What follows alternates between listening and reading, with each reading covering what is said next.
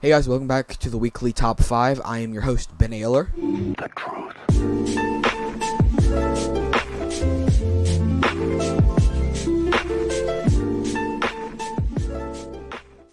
So our first story is on how Wells Fargo fired more than 100 employees accused of coronavirus fraud.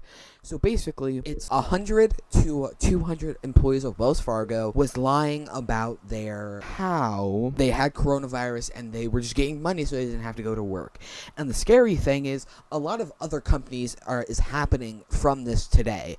And I really hope this does not happen. I really hope they get fired, and I really hope Wells Fargo goes to the ground. But the scary thing is, Wells Fargo is losing to $45 million per month through them messing up. Also, the problem is a lot of other banks are happening to this, like JC Morgan and Chase Bank are having big problems with this happening. So for our second story, we're going to be talking about the PS5 and all of its new features. Some of the features are a control center where you can easily fix your wallpaper or log in, log out a lot quicker. You will also have everything in 4K. You can also easily access a lot of your games through the game center. There will be picture-in-picture view of all your assignments you're allowed to play and all your messages, all your screenshots, videos, and also faster connections to your Bluetooth and all that good stuff. And also, my experience with this is me and my best friend, JusKaden Johnson, we would always used to play PS4 together. And I'm really excited to eventually get the new PS5 because I've always been an Xbox player, but after reading a lot of this stuff, I've really fell in love with the PS5. Diamonds on my wrist, bitch, they flashing. What? Hey Ben, Yo, what's where'd up, bro? you get that hat, bro? At fucking a Dick's Sporting Goods. You sure it just didn't magically appear on your head? Yeah. It's my cocaine dealer's hat I robbed. a couple weeks ago. Secrets fucked him up, now he bleeding, leaking. Jumped in my bag last weekend. So our third story for today is how a grandfather pled guilty in toddler's death in cruise ship fall. So a grandfather of an 18-month-old girl who fell to her death from an open window as the Royal Caribbean cruise ship last year pled guilty on Thursday for negligent homicide. For the viewers that do not know what negligent homicide is, basically, let's say you and your little cousin that is like 1-2-year-old is like in your room. You go to leave to do something, that toddler accidentally falls out the window because you left it open. You could go to jail for that because you weren't prepared to leave him alone for that couple minutes you were gone. Basically, the ship docked in San Andreas, Puerto Rico on June 2019. And basically she fell out of the window, hit the water, instant impact death. He pled guilty.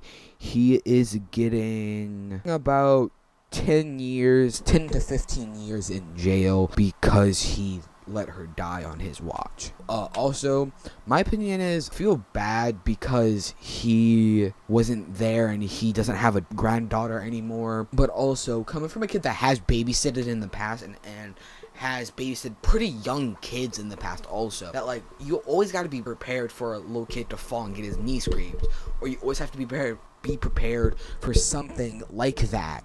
And it was his fault, and I feel like he should take jail time. Killing be as low as a nigga can stoop.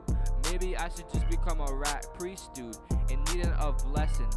Answers for my questions. Told the angel I keep a Glock strictly for my protection. So our fourth story is about how an airline crew reports seeing a man in jetpack flying 6,000 feet in the air near ALX. The Federal Aviation Administration says now that they confirm a Chinese airline crew reported that they saw a jetpack-powered figure flying at least 6,000 feet in the air several miles northwards of ALX Airport. ALX Airport is in LA, if y'all don't understand that. A lot of people, and there's a CEO of like a jetpack company that's been processing and making them for a while, or they're trying to figure out the technology more than anything else. It's basically just like the FFA and the FBI are opening up reports and saying they've seen other reported sites about that, but it's very, very unlikely that they have existing technology in any part of the world. So basically my thoughts is I could believe that someone secretly made one, but it's very hard to believe because I feel like there is like a real life Tony Stark somewhere out in LA or even in the West Coast or the East Coast or even in like the middle of Dakota doing something like that. There's always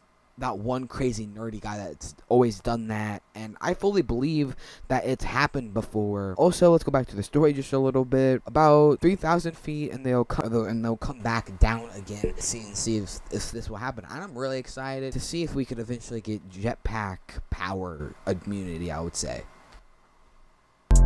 Leaving these hoes in the deep end, not the same dude that you see on the weekend. So our fifth and final story is about how 4 to 5 people were injured and 1 was killed across NYC in the last Grizzly shootings.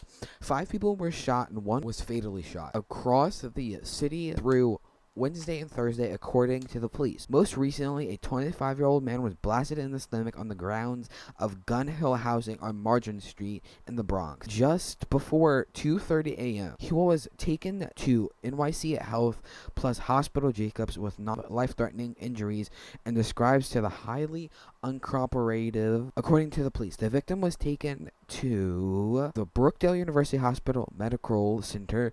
It was unclear whether he would indirectly targeted on Wednesday afternoon. So the moral of this story is I personally feel like New York is getting bad. If I looked and I've done more research into this, I've heard a story of a man and his husband.